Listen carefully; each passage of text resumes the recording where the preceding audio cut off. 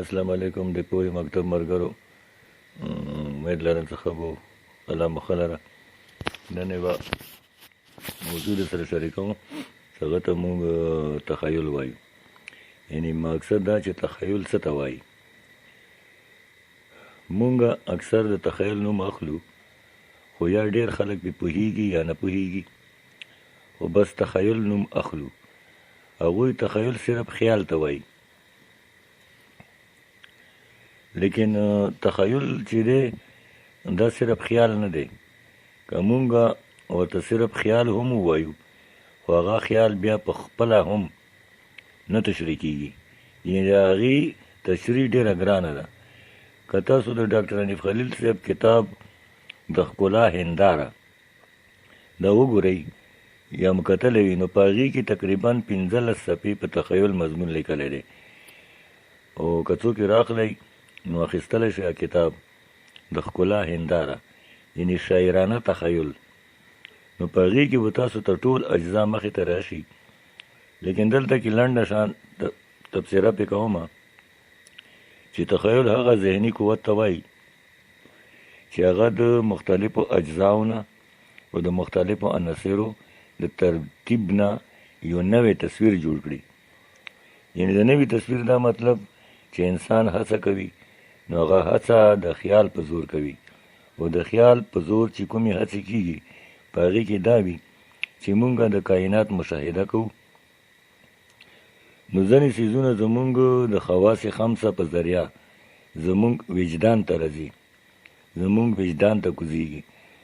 خو خواص خمسه دا مطلب چې زمونږ د کوم 15 خواص دي، یعنې زمونږ د بویولو طاقت، د اورېدلو طاقت، د لیدلو طاقت وغیره.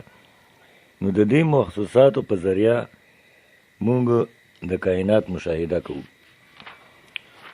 او د هغې مشاهدې تصور زمونږ داخل ته ځي.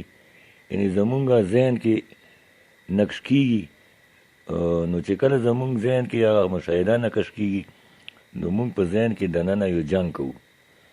هغه جنګ داسې کوو چې هغه اجزا په خپلو کې ترتیب کوو، او هغه ترتیب نه مونږ یو نوی تصویر جوړوو. نو چې کله زمونږ په ذهن کې یو تصویر جوړ شي، نو هغه خیالي تصویر کې مونږ د خیالي قوت په ذریعه اضافه کوو، زیاتواله کوو. مونږ په هغې کې حسن او ښایست پیدا کړی وي. نو اوس دغه خیالي تصویر چې کله مونږ د مصور په مصویرۍ کې ګورو، نو په هغې کې چې څومره ښایست وي، نو دغه د خیالي تصویر نتیجه وي. که مونږ د شاعر په شاعرۍ کې ګورو، نو په هغې کې چې څومره ښایست وي، یا د لفظونو انتخاب هم او د آیډیا چې کوم وي، تصوراتو پیش کول وي، نو هغه چې مونږ ګورو، نو دا د خیالي قوت کار وي. که هغه مونږ په هر یو اظهار کې ګورو، یعنی موسیقار یا د موسیقۍ د سورونو په ذریعه هغه تصویر پیش کوي، کوم چې د کائنات د مشاهدې نه ذهن ته لیږلی دی، او د ذهن په پرده یې ورته یو ترتیب ورکړی دی. هغه ترتیب بیا یو فنکار د خپل فن په ذریعه پیش کوي.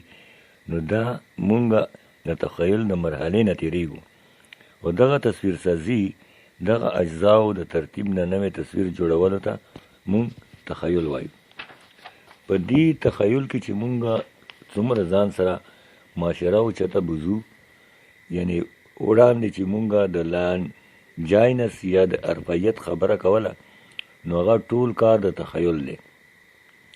یعنې مونږ سره چې څومره تخلیقي قوت مضبوط وي، نو دومره زمونږ هغه تصویر په معاشره کې په کتونکو یا په لوستونکو ډېر مضبوط اثر قایموي، او د هغه خیالي او ذهني سطح ډېره اوچته ځي. یعنې که مونږ عام شاعري ته ګورو، یعنې عامې شاعرۍ ته ګورو، نو مونږ ته پکې ډېرې سختې ښکاره شي. سختې یعنې وزن سېلاب کې فرق راځي. زمونږ ذهني الوت هغه هومره نه کېږي. نو که مونږ د خوشحال بابا شعر یا د رحمان بابا شعر ګورو، او بیا خاص کر د کاظم خان شعر ګورو، نو زمونږ خیالي جهان یو بل جهان ته لاړ شي. زمونږ خیالي تصویر نه یو بل قسم تصویر جوړ شي. دا ځکه چې د کاظم خان شي دا تخیل ډیر اوچت دی، نو هغه د معاشرې خیالي سطح راوچتولی شي. نو چې راوچتولی شي نو دغه ټول عمل ته مونږه تخیل وایو. خو په لنډو الفاظو کې داسې وګڼئ چې د خیال او د ذهن په طاقت سره د کائناتي اجزاو د مشاهدې نه پس نوې تصویر جوړول او بیا هغه پیش کول، نو دا څه دی؟ دا تخیل دی. ملګرو تر بل پروګرامه پورې د اجازت غواړم. د لوی الله په امان.